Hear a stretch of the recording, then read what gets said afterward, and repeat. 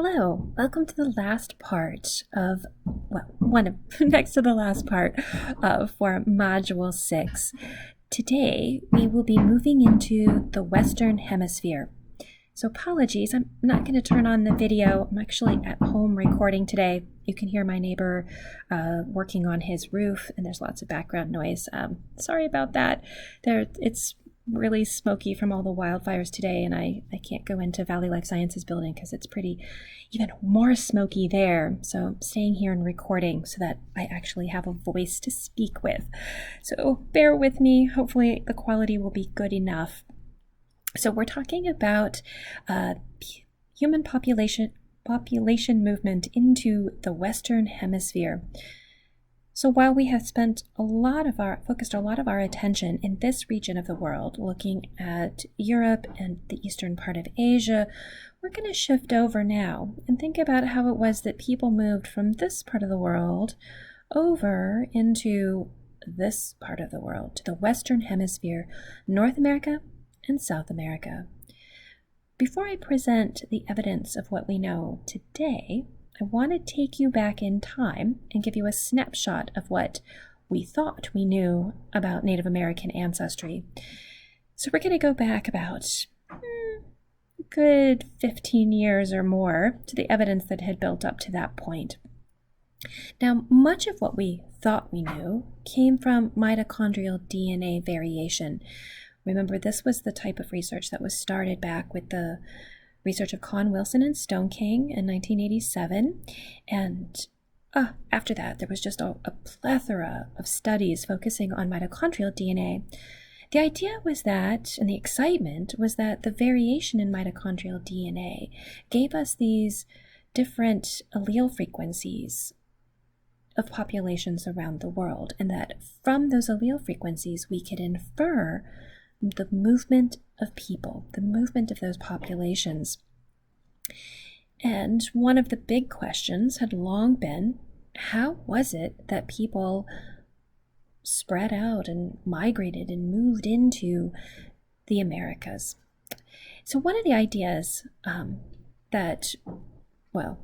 the ideas in mitochondrial DNA, from mitochondrial DNA variation, which pretty much dominated the thinking by the time you get into the late 1990s and early 2000s, was that there were these waves of haplogroups, mitochondrial haplogroups moving into the Western Hemisphere. And from that evidence, we thought that there had been 3 waves of migration. One, the first wave, about 15 to 20,000 years ago, and that it was haplogroups A through D that arrived via a coastal route. And that's because if you look at haplogroups A, and then C and D, you can see where they're over on the North Asian, so the Eastern, so over in that part of Asia that is close to Siberia, and that then you see A and B, C, and D over into the Western Hemisphere. And the idea was that they had migrated first. There was, we thought, a second wave of migration about 14,000 years ago that brought in the haplogroup X, possibly, and that then there was the third wave of migration about 3,000 years ago that had more of an intermixing between the Siberian Arctic populations and the Native Americans, who would have already been there from one of the earlier 2 migrations. So based on this idea, where you can see these mitochondrial DNA haplogroups basically following those arrows across the Bering Strait and into the Western Hemisphere, here's a question for you. Which population would be most closely related to Native Americans, according to that hypothesis? Would it be A, Native Americans and East Asians, or B, Native Americans and Europeans? Well, yeah. It would be East Asians, right? Yeah. So the idea then is that in terms of the way that populations are related to each other, is that you have your ancestral non-Africans, again, thinking back to Conn Wilson and Stone King, where we know that there's a lot of genetic variation in the mitochondrial DNA, and that the populations, the human populations outside of Africa, are nested within all of that mitochondrial DNA variation that we observe in Africa. In that non-African subset of the mitochondrial DNA variation, you have ancestral Europeans and you have ancestral East Asians. And that then you have Native Americans that are a population derived out of ancestral East Asians. And you have Northern Europeans derived out of ancestral Europeans. And that you have the modern day Han Chinese, which would be an intermix between these, basically following along geography.